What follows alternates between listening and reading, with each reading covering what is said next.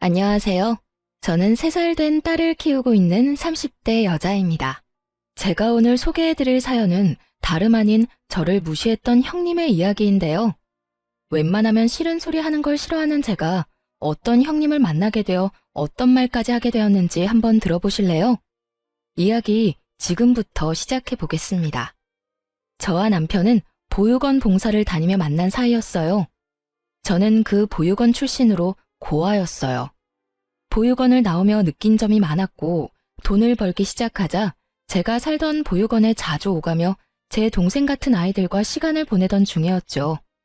남편은 그 보육원에 자주 오는 봉사단체의 일원이었는데 저와는 달리 공부도 많이 하고 직장도 좋은 곳에 다니고 있었죠. 약속을 한 것도 아니었는데 주말마다 보육원에서 남편을 보게 되었고 어느 날부턴가 남편이 저에게 관심을 보이는 것 같더라고요. 전 애초에 시작해서도 안 될 사람이라 생각했기에 그런 남편을 애써 피해 다니곤 했습니다. 아무래도 집도 잘 사는 남자인 것 같은데 그 미래가 훤히 보였던 터라 쉽사리 시작할 용기가 나지 않아서였죠. 하지만 남편은 그런 저를 끝까지 붙잡아 주었고 한결같은 남편의 모습에 딱 연애까지만 하기로 마음을 먹고 시작하게 되었습니다. 나를 한결같이 좋아한다는 남편을 밀어내기엔 저 역시 남편을 너무나도 좋아하게 되었고 그런 남편과 결혼까지 하기엔 제가 고아라는 사실이 저희의 결혼에 큰 산처럼 장애물이 된다고 생각했었죠. 그렇게 한순간 한순간이 행복하지만 아쉬운 날이 이어지던 어느 날 남편이 저에게 본가로 함께 가자고 하더라고요. 다은아, 오늘 우리 집에 가자. 어? 어딜 가자고? 우리 집에 부모님이 너 한번 보고 싶으시대. 날? 날 왜? 내 이야기 집에다 한 거야? 어디까지 이야기했는데 나 고아인 거 다 알고 계셔? 오, 내가 다 말했어. 다은이 네가 무슨 걱정하는지 다 아는데 나 믿고 일단 가자. 네가 걱정하는 그런 일 없을 거야. 남편은 걱정할 필요가 없다고 했지만 아무래도 걱정이 될 수밖에 없었어요. 그리고 속으로 이런 생각을 했죠. 아, 우리가 헤어진 날이 바로 오늘이구나 하고요. 전 그런 다짐들을 하며 시댁으로 가게 되었고 모진 말들을 쏟아낼 것이란 제 예상과는 달리 남편의 부모님들은 저를 따뜻하게 품어주셨어요. 다은 양, 왜 그렇게 긴장하고 있어요? 긴장 좀 풀어요. 우리 다은 양 안 잡아먹어요. 실물이 더 예쁘네. 우리 아들놈이 그렇게 다은 양을 귀찮게 했다면서요?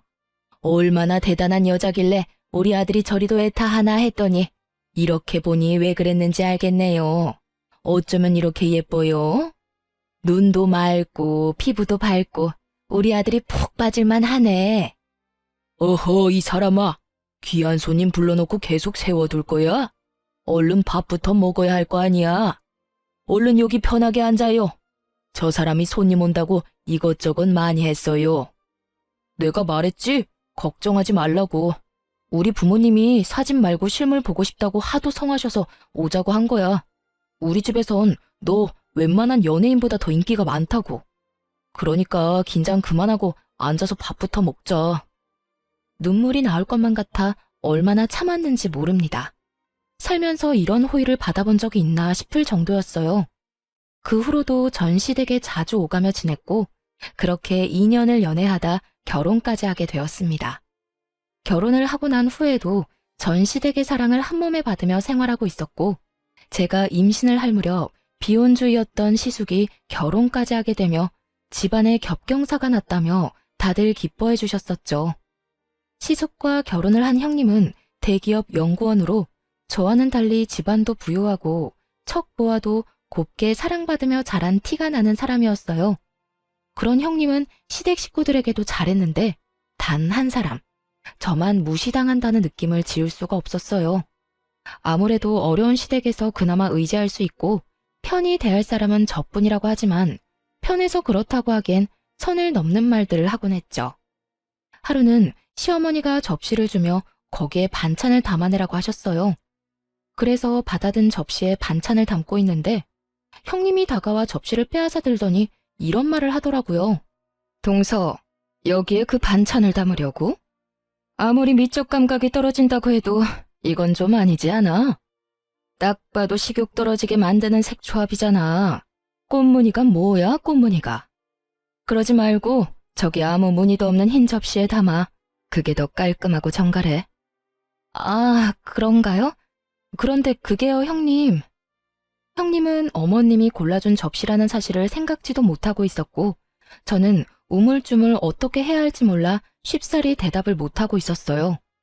형님은 아무 대답도 하지 못하고 눈치만 살피는 저를 보며 답답하다는 듯 닥달하기 시작했어요. 동서, 내 말 안 들려? 얼른 접시 다른 거 가지고 오라니까. 왜? 기분 나빠서 그래? 기분 나빠할 것도 많다. 다 동서 어른들한테 밉보일까 봐서 그래. 그렇지 않아도 동서는 눈치 볼 일도 많을 텐데 이런 거라도 잘해야 예쁨 받을 거 아니야? 아니, 기분 나쁘고 그런 게 아니라요. 사실 이거 어머님이 골라주신 거예요. 결국 저는 시모가 골라주신 접시라며 사실대로 형님에게 말했고, 형님은 순간 많이 당황한 듯 놀란 눈으로 저를 보더라고요. 이거 어머님이 골라주신 건데 그래도 바꿀까요? 저는 상관없긴 한데 아무래도 어머님이 아시면 기분 나빠하실 수도 있을 것 같아서요. 어떻게 할까요? 접시 바꿀까요? 저는 조심스럽게 물었고 형님이 무어라 말을 하려는 순간 어느새 주방으로 들어온 시모가 말을 보탰어요. 그래, 그거 내가 골라줬는데 왜 문제 있니? 아니요, 아무 문제 없어요. 형님은 많이 당황한 듯 애써 웃으며 상황을 모면하려고 했지만 이미 시모는 저를 무시하는 말을 다 들은 듯 형님에게 조금은 날선 목소리로 추궁하기 시작하더군요. 그런데 첫째야, 너 둘째한테 왜 그런 식으로 이야기하니? 네? 그게 무슨 말씀이세요? 형님은 딱 잡아떼려고 애썼지만 이미 늦은 뒤였죠. 시모의 얼굴은 딱 잡아떼려는 형님을 향해 잔뜩 굳어 있었고 굳은 표정만큼 말투 역시 굳어 있었으니까요. 내가 다 들었어. 너 우리 둘째한테 눈치 볼 일 많다고 하면서 접시라도 잘 골라야 예쁨 받을 거 아니냐고 하지 않았니? 왜 그런 식으로 말하는 거냐고 물었어. 너 혹시 우리 둘째가 부모님이 안 계신다고 무시하는 거니? 아니에요. 그게 동서 탓도 아니고 제가 왜 그런 걸로 동서를 무시하겠어요? 저 그렇게까지 나쁜 사람 아니에요, 어머님. 그저 제가 평소에 흰 접시를 좋아해서 동서한테 흰 접시에 담자고 했는데 동서는 어머님이 주신 접시가 있으니 고민한 모양이더라고요. 저는 어머님이 접시까지 정해주신 줄은 몰랐고요. 그런 과정에서 제가 동서 생각해서 한다는 말이 조금 강하게 나갔나 봐요. 동서, 기분 나빴다면 미안해. 정말 그런 뜻으로 한 말은 아니었어. 아니에요. 전 괜찮아요. 형님은 시모가 나서자 빠르게 사과를 해왔고 저는 180도 달라진 형님의 모습에 떨떠름한 기분이 있긴 했지만 그냥 좋게 상황을 넘기기로 했어요. 시모가 제 편을 들어주어 기분이 풀리기도 했을 뿐더러 지금 제 기분보단 형님의 기분이 더 상해 보였으니까요. 그렇게 형님이 날 무시하고 있다는 사실이 조금 더 명확하게 느껴졌고 그런 느낌이 들자 저도 모르게 형님과의 만남을 피하게 됐습니다. 홀몸도 아니었고 괜한 스트레스를 받고 싶지 않았으니까요. 그러던 어느 날 형님이 모처럼 쉬는 날이라며 잠시 보자는 연락을 해오더군요. 이유는 아기용품을 좀 사주고 싶다는 것이었는데 마침 저도 아기 물건을 사야 하기에 겸사겸사 형님을 만나게 되었어요. 형님은 저를 보자마자 옷이 그게 뭐냐부터 시작해 가방은 그런 것밖에 없냐는 등 거칠애에 대해 시비를 걸기 시작하더라고요. 동서, 옷장에 그런 옷밖에 없어? 옷이 너무 싼티나는 것 같은데 가방은 또 그게 뭐야? 동서, 이제 나이가 있는데 그런 가방 들고 다니기 창피하지 않아? 네? 그렇잖아. 동서가 평소에 어떻게 하고 다니든 나야 안 보면 그만이지만 최소한 나랑 만날 때는 좀 신경 쓰고 나오지 그랬어. 나랑 너무 차이 나잖아. 내가 동서한테 맞출 수는 없는 노릇이니 다음부턴 동서가 조금만 노력해서 차려입고 와줬으면 좋겠어. 남들이 보면 뭐라고 하겠어?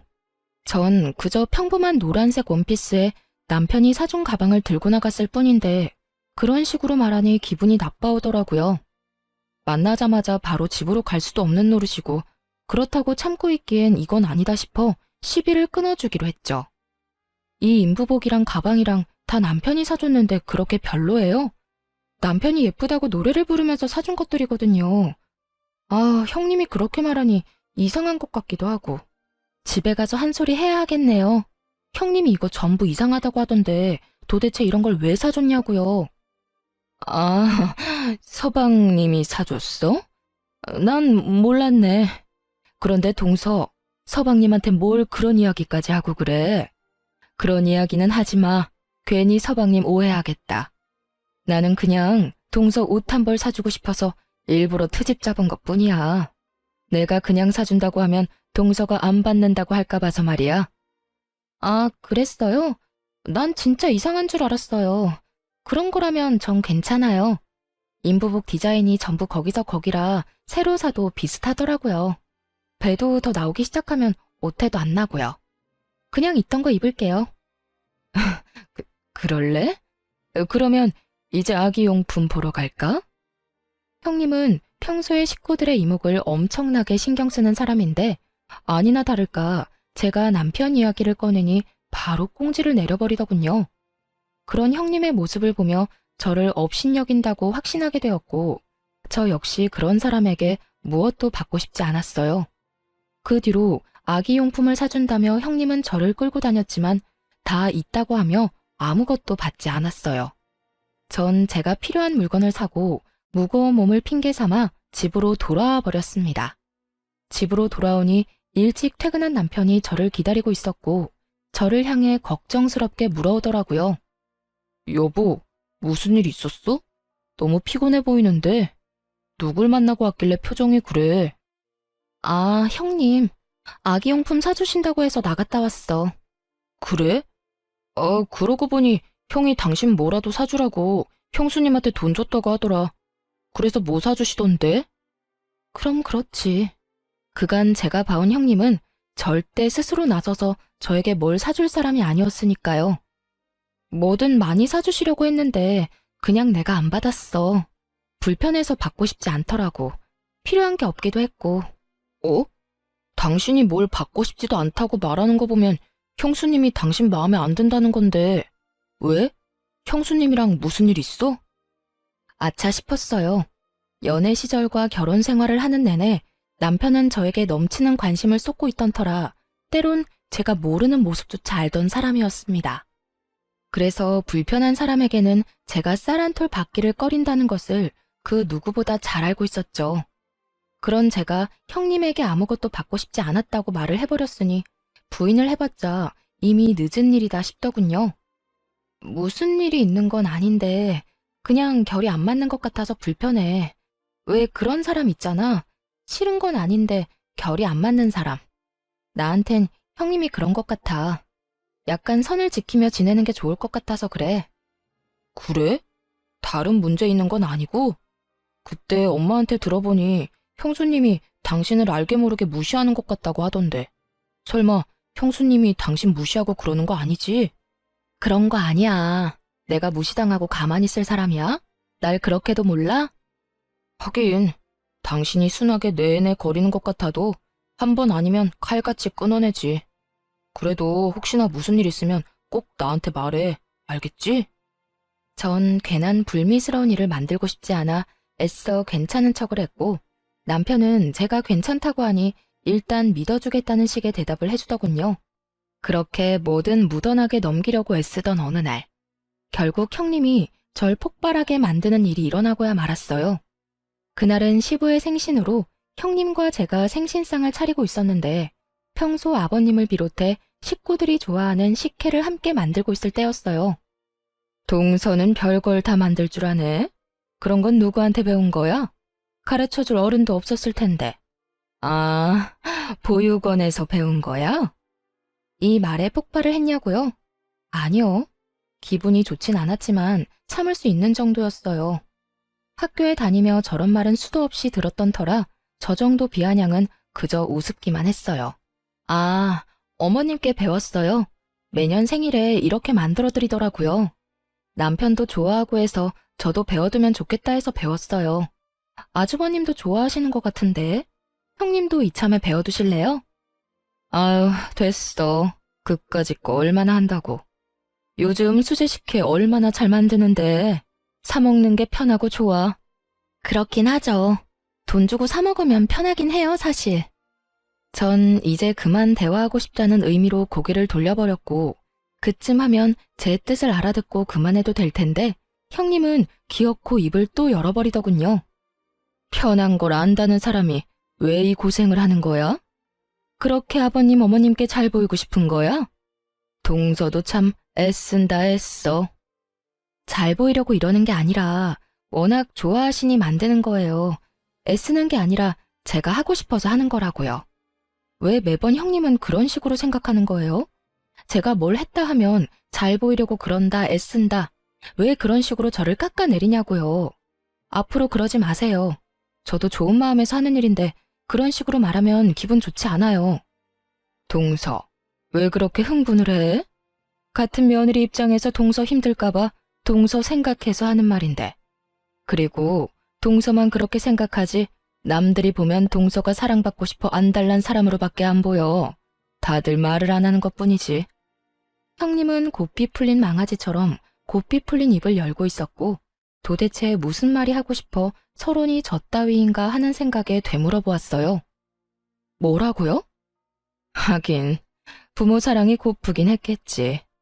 동서 친부모는 참 너무했다.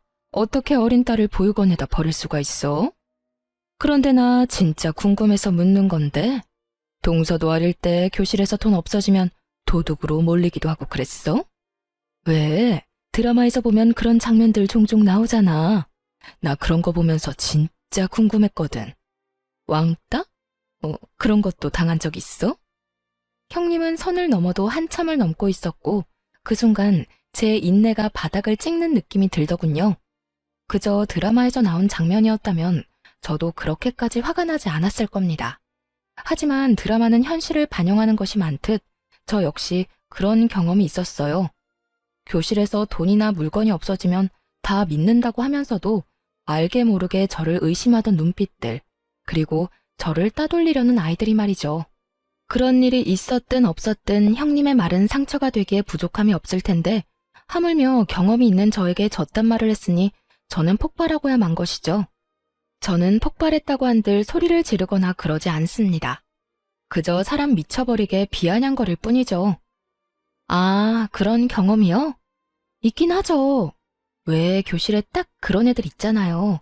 부모 잘난 거밖에 없으면서 꼭 자기가 잘난 것처럼 콧대 높게 굴면서 애먼 사람 괴롭히는 애들. 그런 애들이 주동에서 사람 하나 잡아대면 당해낼 방법이 없더라고요. 그런데 형님 그거 아세요? 꼭 그런 애들이 커서 제 버릇 못 버리고 자기보다 약한 사람이나 자기보다 아랫사람을 그렇게 괴롭히더라고요. 그리고 꼭 그런 인간들이 당하는 사람이 참고 있다는 걸 또 몰라요. 참아줄 때 적당히 하면 참 좋을 텐데 꼭 그 선을 넘어서 피를 보더라고요. 참 멍청하지 않아요? 그 좋은 집안에서 그 좋은 뒷바라지를 받으면서 마음 좀 좋게 쓰고 살지. 왜 그렇게 못돼 먹게들 사는지 이해가 안 돼요. 그렇지 않나요, 형님? 형님은 대기업 연구원답게 자신을 향한 제 비아냥을 단번에 알아들었고 순식간에 표정을 굳히며 제게 물어오더라고요. 동서, 지금 말에 가시가 있는 것 같다. 형님, 제 말이 생선이라도 되나요? 가시가 있게. 농담인데 안 웃으시네. 그런데요, 형님, 그렇게 정색하고 있을 필요 없지 않아요? 꼭 전곡이라도 찔린 사람 같잖아요. 설마 형님 학창시절에 그런 식으로 사람 괴롭히고 그러진 않았죠? 설마. 나를 뭘로 보고 그런 말을 하는 거야? 난 공부밖에 모르는 모범생이었다고. 형님, 그런데 그거 아세요? 공부 잘하는 모범생들이 나쁜 짓 하려고 마음먹으면 더 재수없고 얄밉게 잘하더라고요. 그냥 그렇다고요. 형님은 제 말에 전곡이라도 찔린 사람처럼 얼굴을 붉히며 아랫입술을 꽉 깨물고 있었고 전 그런 형님을 향해 최대한 얄밉게 웃어 보였어요. 제 웃음을 본 형님이 저에게 무슨 말을 하려는 찰나 시모가 주방으로 들어왔고 저희의 본격적인 첫 다툼은 일단락되었죠. 그날 이후 형님은 더는 제가 참아야 할 대상에서 삭제되어 버렸고 전 그 어떤 형님의 행동도 받아주지 않기 시작했습니다. 그 후 형님은 본인이 제대로 저에게 한 방 먹었다는 사실이 분한지 시비를 못 걸어 안달인 상태였고 전 그런 형님의 시비를 비아냥거림으로 받아주며 그 입을 막아버렸어요. 그렇게 크고 작은 부딪힘이 계속되던 어느 날이었죠. 그날은 시어머니가 우리 집에 반찬을 좀 가져다 주신다며 온다고 한 날이었는데 형님이 이 사실을 알고 반차까지 쓰고선 함께 왔더라고요. 저희 집에 처음 온 형님은 이리저리 집을 둘러보며 코웃음으로 제 심기를 거스르고 있었고 시모 역시 이런 저와 형님의 사이가 심상치 않음을 눈치챘는지 형님을 주시하며 살피고 있는 것이 보였어요. 하지만 이런 시모의 눈빛을 알지 못한 형님이 제가 반찬을 냉장고에 챙겨 넣자 흘러가는 말로 저에게 이런 말을 내뱉는 것 아니겠어요? 동서는 참 부모복이 많다고 해야 할지 없다고 해야 할지 모르겠어. 친부모는 동서를 버렸는데 시어른이 이렇게 동서를 챙기니까 말이야. 그리고 이 모습을 시모도 제대로 보고 말았죠. 모든 말을 정확하게 듣진 못했으나 부모복, 친부모라는 단어를 들어버렸고 그 자리에서 얼굴까지 붉히며 형님을 닥달하기 시작했어요. 너 지금 그게 무슨 말이야? 부모복? 친부모? 너 이때껏 다은이한테 그딴 말을 짓거리며 지냈던 거야? 어디 배울 만큼 배웠고 가질 만큼 가진 사람이 그딴 말을 아무렇지도 않게 짓거려? 하물며 내가 이렇게 눈 뜨고 보고 있는데.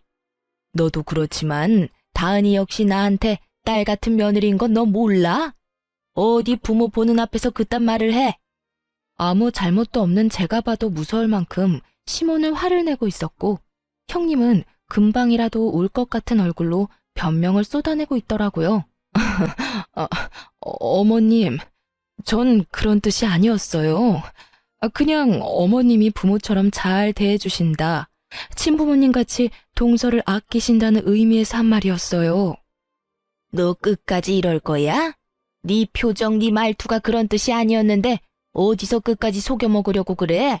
내가 너 지난번부터 다은이한테 함부로 하는 것 같아도 네가 맏며느리이니 다은이한테 알려줄 것이 있나 보다 하고 참았다. 그래도 네가 다은이보단 많이 배웠고 다은이보다 나이가 많으니 뭐라도 하나 좋은 영향을 주겠지 하고 그냥 지켜봤는데 그 믿음의 결과가 이거야? 내가 웬만하면 이런 말까지 하고 싶지도 않은데 사돈이 너 이렇게 가르쳤니? 도대체 가정교육을 어떻게 받았길래 사람이 이따위로 최악이야? 시모는 형님이 어줍잖은 변명으로 상황을 모면하려는 행동에 더 큰 화가 나버리셨고 형님은 궁지로 더 내몰리고 있었어요. 어머님, 전 정말 그런 말이 아니었어요. 정말 동서가 너무 불쌍하기도 하고 부럽기도 하고 그래서 그랬던 거예요. 나쁜 뜻은 전혀 없었어요. 네가 왜 다은이를 불쌍하게 여겨? 너한테 그럴 자격이나 있다고 생각해? 다은이가 뭐가 부족해서 너한테 그런 말을 들어야 한단 말이냐고. 너 계속 말 같지도 않은 말 해댈 거야? 그럴수록 네 밑바닥만 드러난다는 생각은 못하니? 어머님, 그게 아니라 저는 억울해서 그래요. 정말 그런 뜻이 아닌데 저만 이렇게 혼내시니까 저도 속상해서 그렇다고요. 기어코 네가 집에서 쫓겨나야 정신을 차릴 거야? 내가 정녕 네 남편한테 오늘 네가 한 짓을 다 알려야 되겠냐고. 어떻게 된 인간이 이런 순간에도 네 감정, 네 상황만 우선시할 수가 있어? 네가 잘못한 건 생각지도 않는 거야? 시모의 입에선 결국 시숙의 말까지 나오게 되었고 그제야 형님은 손이 발이 되게 빌기 시작하더라고요. 어머님, 제가 잘못했어요. 제발 남편한테는 아무 말도 하지 말아주세요. 저 진짜 쫓겨나요. 다 실수였고 다신 이런 일 없도록 할 테니 한 번만 눈 감고 넘어가 주세요. 희인이 너, 내가 지켜볼 거야. 앞으로 내가 보던 말던 이런 짓거리 했다는 말 들리면 다신 우리 집에 발걸음도 못할 줄 알아. 내 며느리 취급 안 해주겠단 말이야. 네, 어머님, 제가 생각이 짧았어요. 죄송해요. 누구한테 사과를 하는 거야? 네가 사과할 사람이 나라고 생각하는 거야? 아, 동서, 미안해. 내가 생각이 짧았어. 앞으로 내가 조심할게. 결국 형님은 저에게 사과를 하게 되었고 사건은 일단락되게 되었습니다. 그렇게 형님은 저에 대한 시비는 잠시 멈추게 되었고 그러는 사이 전 출산을 하게 되었어요. 저는 예쁜 딸을 낳게 되었고 시댁에서도 딸이 없는 집에 귀한 손녀가 태어났다며 기뻐해 주셨어요. 그렇게 행복한 나날들의 연속이었던 저희 집에 먹구름이 드리웠습니다. 갑작스럽게 시부가 교통사고를 당하며 의식이 없는 채로 병원 신세를 지게 된 것이었죠. 그것만 해도 세상이 무너질 것만 같았는데 문제는 또 다른 곳에서 연속해서 일어나기 시작했어요. 시아버지는 사업을 하시던 분이었는데 운영하고 있던 회사에도 적신호가 켜진 것이었어요. 당시 돈도 많이 투자하고 오랫동안 공을 많이 들인 사업이 진행 중이었는데 대표가 의식이 없으니 사업이 중단되어 버리고 이대로 둔다면 사업체 자체가 부도가 될 위기까지 갈 상황이었던 것이었죠. 이런 상황이 되자 처음엔 시부 병원에서 살다시피 하던 형님은 이런저런 핑계를 대며 병원에 오지도 않았고 시숙과의 다툼도 잦아지고 있다는 이야기도 들려오더군요. 어떻게 인간이 저렇게까지 변할 수 있나 하는 생각도 들긴 했지만 그땐 그딴 형님을 신경 쓸 시간의 여유가 없는 상태였습니다. 아기는 너무나도 어렸고 시부는 병원에 계시고 시모는 심적으로 많이 허약해지셔서 언제 쓰러져도 이상하지 않은 그런 상태였죠. 전 갓난아기를 업고 백방으로 다니며 회사 문제를 해결하려 애쓰고 있었고 남편 역시 다니던 회사를 그만두고 시부 회사로 출퇴근을 하며 어떻게 해서든 문제를 해결하려고 노력하고 있었어요. 시숙은 원래 시부 회사를 물려받기 위해 일을 하고 있던 터라 거래처들을 돌며 불안해하고 있는 거래처들을 안심시키고 있던 중이었어요.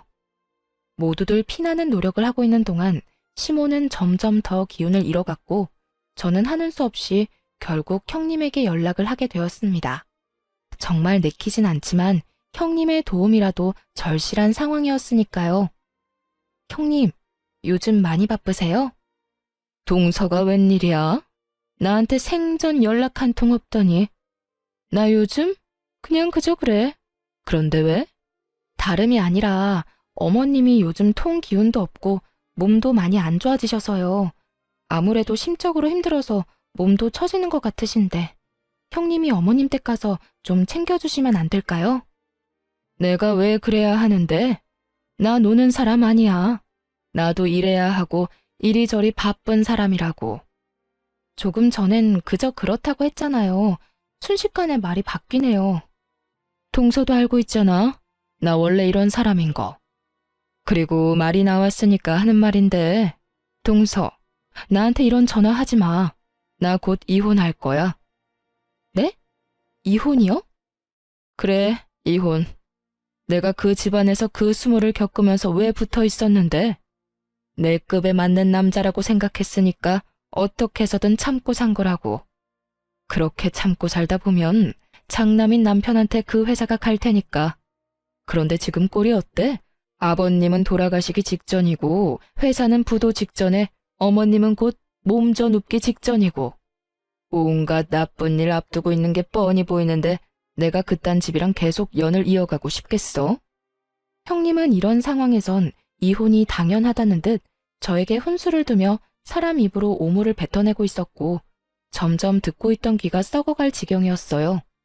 앞뒤가 다른 사람이란 건 진작 알고 있었지만 이 정도로 최악이라고는 생각하지 않았는데 형님은 생각보다 더 인간 이하임을 증명하듯 선 넘는 말도 거침없이 내뱉더라고요. 더는 이런 사람에게 사람 대접을 해주고 싶지 않았던 저는 언성을 높이며 따져 묻기 시작했어요. 와, 진짜 너 내 생각보다 더 쓰레기구나. 어떻게 그런 말을 아무렇지 않게 할 수가 있어. 돌아가시기 직전이라고? 다른 건 다 그렇다 쳐도 그런 말은 하면 안 되는 거 몰라? 동서야말로 윗사람한테 버릇없이 반말부터 찍찍 내뱉는 거 보니 알만하네. 그리고 내가 틀린 말 했어? 맞잖아. 이때까지 의식 없는 거 보면 그 결말이야 뻔한 거 아니야? 하여튼 날 쓰레기라 하든 말든 상관없고 그 사람 출장에서 돌아오자마자 이혼하자고 할 거니까 그런 줄 알고 나한테 전화하지 마. 전화하라고 해도 안 할 거니까 걱정하지 말고 앞으로 네 신세나 걱정해.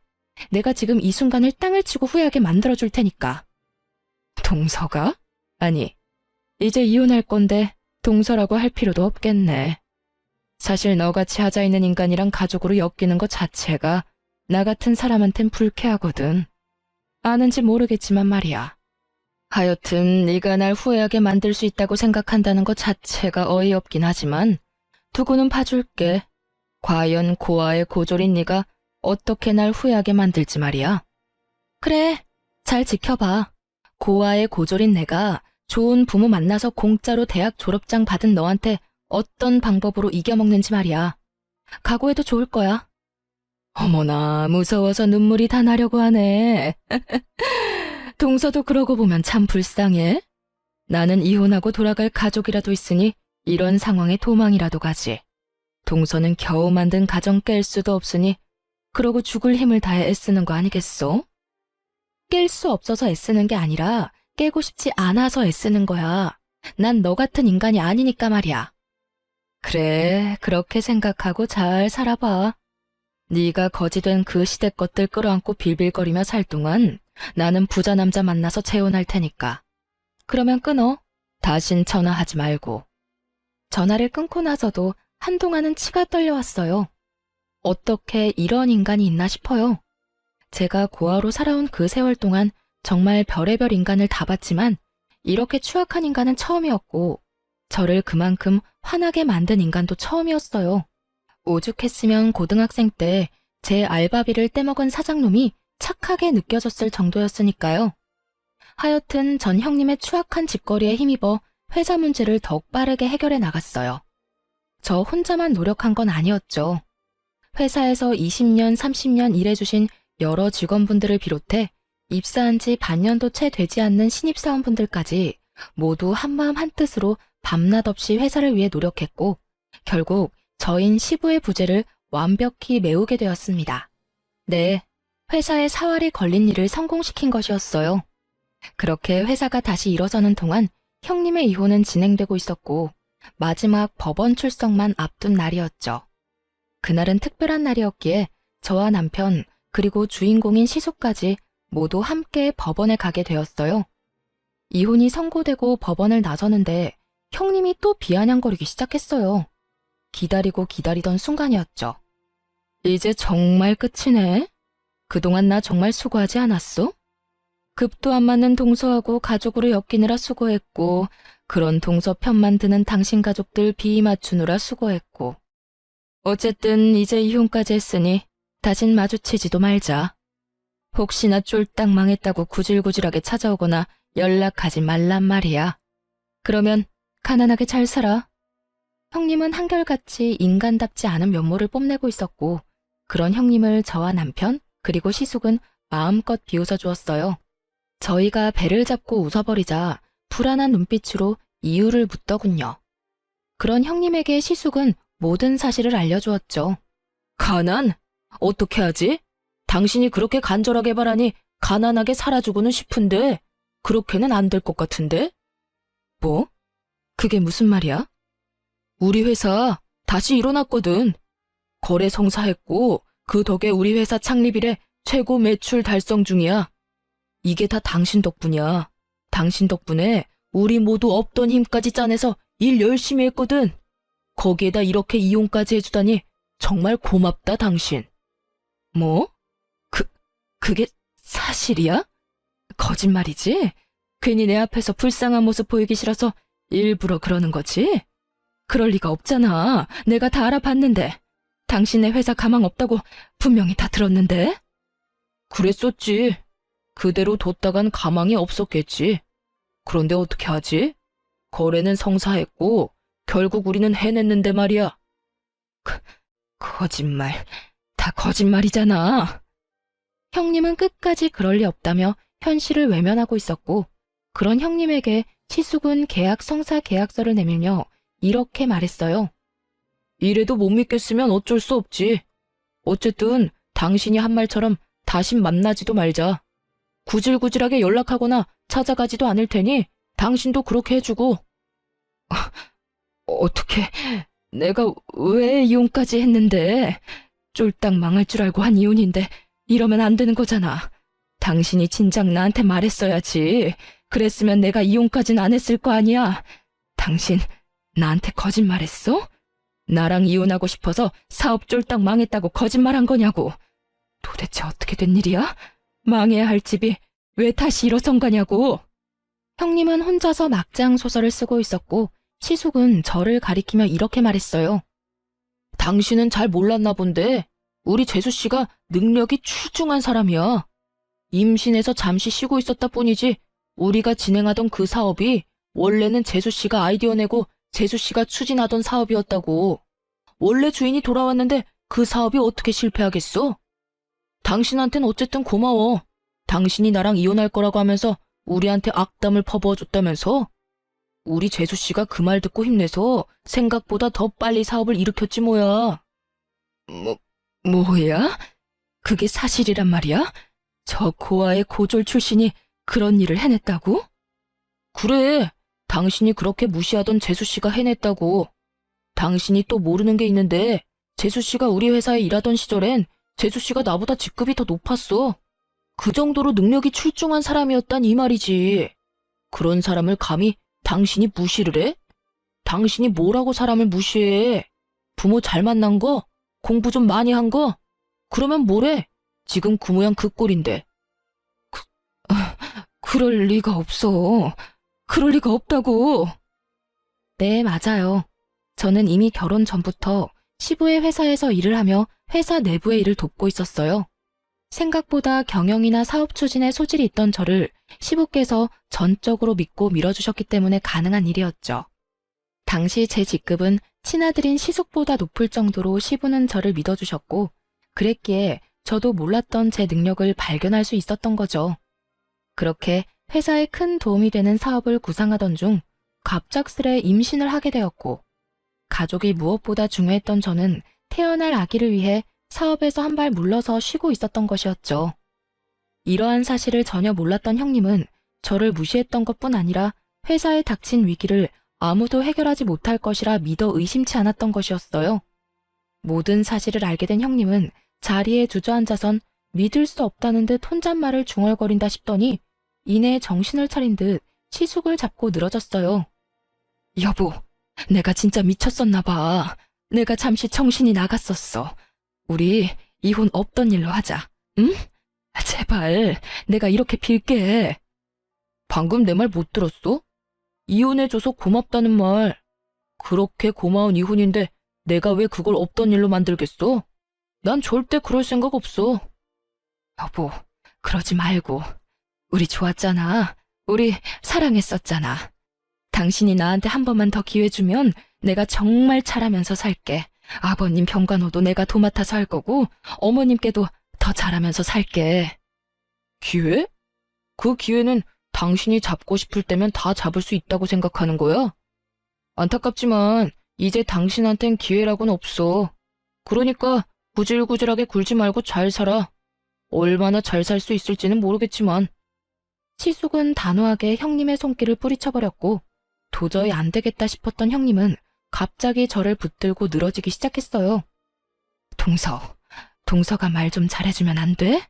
우리 가족들 동서 말이라면 껌뻑 죽잖아. 이번에 동서가 회사도 일으켜 세웠으니 동서가 나 좀 받아주자고 한마디 해주면 다들 없던 일로 치고 나 받아줄 거야. 그러니까 동서가 말 좀 잘해줘. 우리 가족이잖아. 이제 와서 가족이라니 정말 웃기지 않나요? 언제는 저에게 가족으로 엮는 것 자체가 불쾌하던 사람이 저에게 가족을 운운하며 매달리고 있었어요.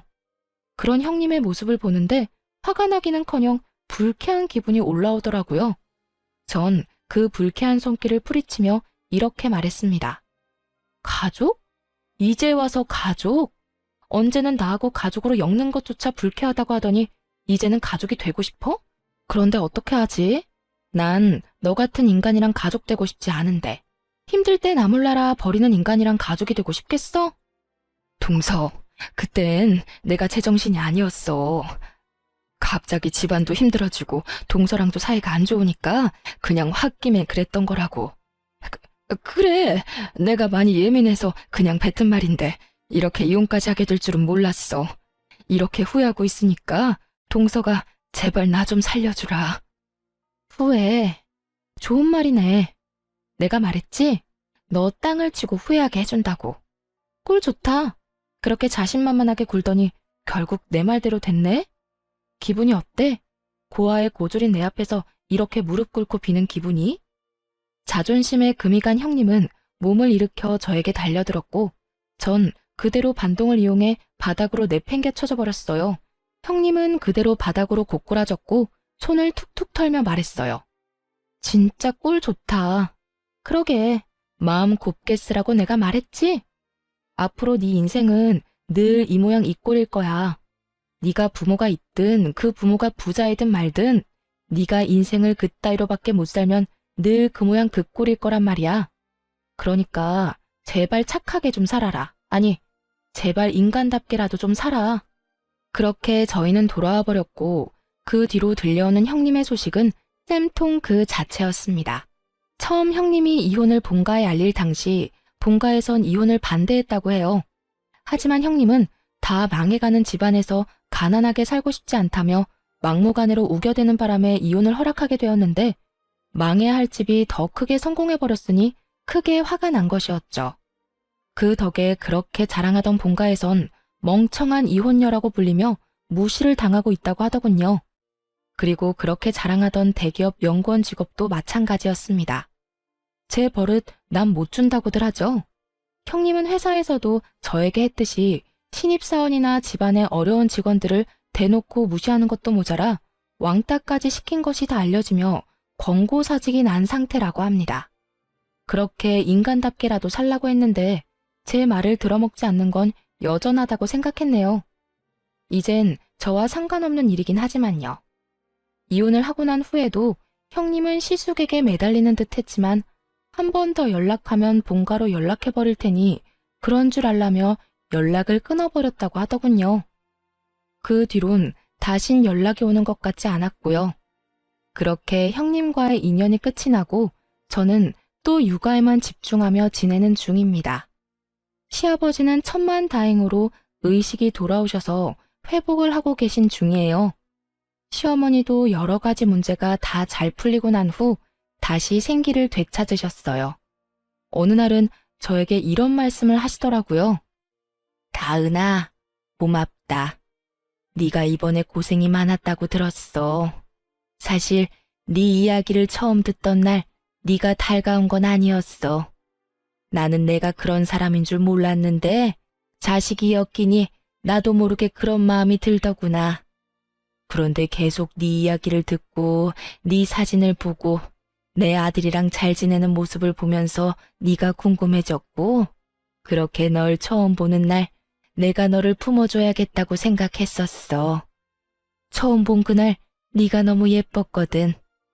그런데 지금 돌아보니 내가 널 품은 게 아니라 네가 우리를 품어주고 있었구나.